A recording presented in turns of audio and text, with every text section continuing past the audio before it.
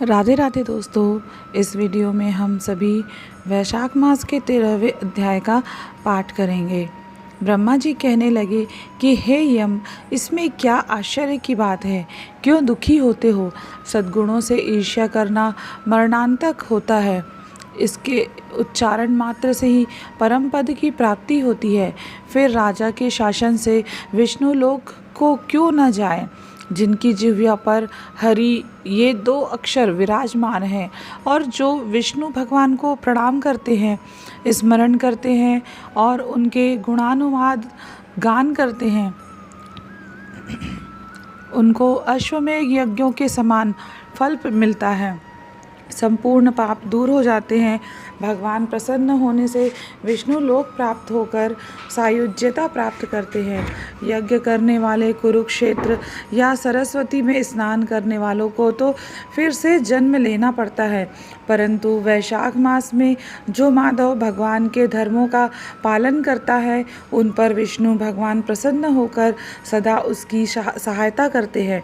हे सौरे, उस राजा का प्रभाव मेरे वश में नहीं है, क्योंकि वासुदेव भगवान के भक्तों का अशुभ कहीं नहीं होता। उसको जन्म मृत्यु जरा व्याधि आदि भय नहीं व्यापते। स्वामी के नियुक्त कार्य करने पर देहधारियों को कुछ अपराध नहीं होता। हे यम, जब तू इस कार्य के करने में असमर्थ है तो तेरा क्या दोष? तू शोक मत कर। ब्रह्मा जी के ऐसे कहने पर यम बहुत दुखी हो दीन वाणी से कहने लगे, हे तात, अब मुझे अपने काम पर जाने की इच्छा नहीं है। इस महावीरवान राजा को जब मैं अपने धर्म से चलायमान कर दूंगा, तब कृतकृत हो जाऊंगा। हे कृपालु, आप मेरे इस कार्य को सिद्ध करा दीजिए, तब मैं फिर शासन करूंगा। यह बात सुन ब्रह्मा जी यम से कहने लगे कि इस विष्णु धर्म परायण राजा का निग्रह तू नहीं कर सकता। फिर ब्रह्मा जी यम को साथ ले क्षीर सागर में विष्णु भगवान के पास गए और सांख्य योग द्वारा स्तुति करने लगे। तब विष्णु भगवान प्रकट हुए तो यम और ब्रह्मा ने प्रणाम किया। तत्पश्चात विष्णु भगवान ने आने का कारण पूछा। ब्रह्मा जी बोले, हे श्रेष्ठ, आपके दास राजा के शासन में सब मनुष्य वैशाख धर्मों को करके विष्णु पद को प्राप्त करते चले जा रहे हैं। इसी कारण यमपुरी शून्य हो गई है। इससे अत्यंत दुखी होकर यह यम राजा से युद्ध करने गया और उसके मारने का दंड उठाया। तब आपके चक्र ने इसे परास्त कर दिया, तो यह दुखी हो मेरे पास आया। हम आपके महात्मा भक्तों को दंड देने की सामर्थ्य नहीं रखते हैं, अतएव हे महाविभो, हम आपकी शरण में आए हैं। इसलिए हे प्रभो, उस राजा को दंड देकर आप अपने यम की रक्षा करिए। ब्रह्मा के यह वाक्य सुनकर विष्णु भगवान हंसे और ब्रह्मा जी व यम से बोले, मैं लक्ष्मी तथा प्राण और देह, श्रीवत्स, कौस्तुभ मणि तथा वैजयंती माला, श्वेत दीप, बैकुंठ, क्षीर सागर, शेष और गरुड़ का त्याग कर सकता हूँ, परंतु ऐसे भक्तों को कदापि नहीं त्याग सकता जिन्होंने मेरे लिए संपूर्ण भोग त्याग दिए, प्राण छोड़ दिए, मुझ में ही अपनी आत्मा को लगा दिया। उन्हें मैं कैसे छोड़ सकता हूँ? अतएव हे यम, मैं तेरे दुख को दूर करने का उपाय बताता हूँ।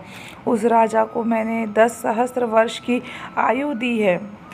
उसमें से जो 8 सहस्त्र बीत चुके हैं, अब 2 सहस्त्र वर्ष की आयु भोग कर वह मेरी सायुज्य भक्ति को प्राप्त हो जाएगा। तब एक वेद नाम का राजा बड़ा दुराचारी होगा। वह सब वेदोक्त धर्मों का लोप कर देगा। तब वैशाख के धर्म भी नष्ट हो जाएंगे। फिर अपने ही पाप से वेद जल जाएगा। तब मैं पृथु का रूप धारण करके पुनः धर्मों की स्थापना करूंगा और वैशाख उक्त प्रख्यात धर्म मनुष्य से कराऊंगा।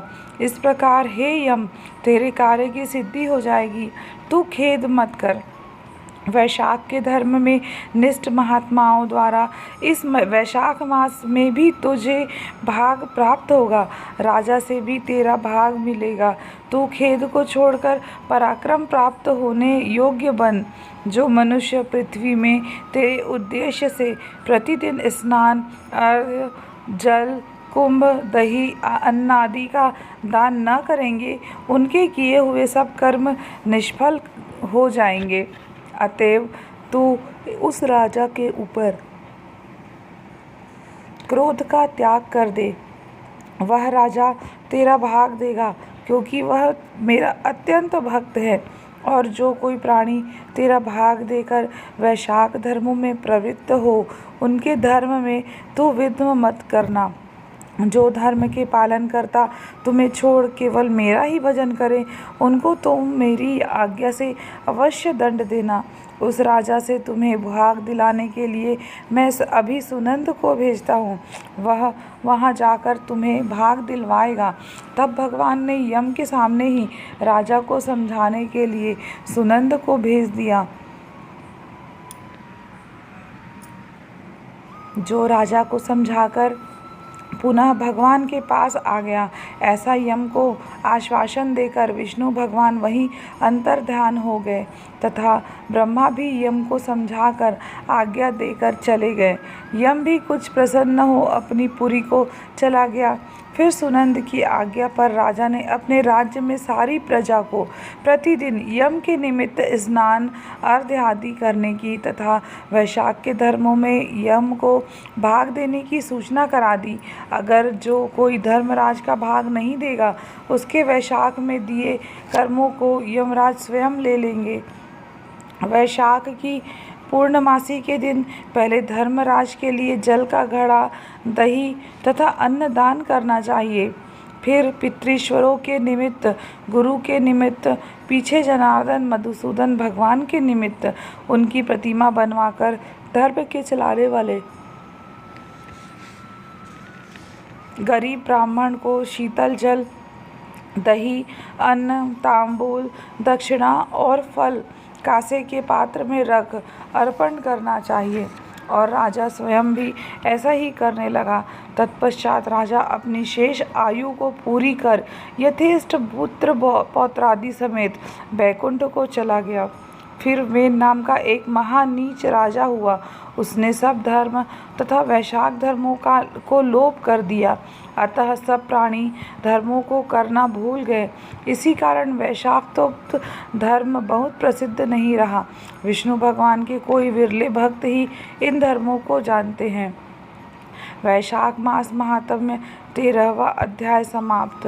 दोस्तों, इस वीडियो में हमने वैशाख मास महात्म्य के 13वें अध्याय के अंतर्गत यम की पूजा के संबंध में जानकारी प्राप्त की। आप सभी ने श्रद्धा भक्ति पूर्वक इसका श्रवण किया, इसके लिए आप सभी को धन्यवाद। इस वीडियो में इतना ही।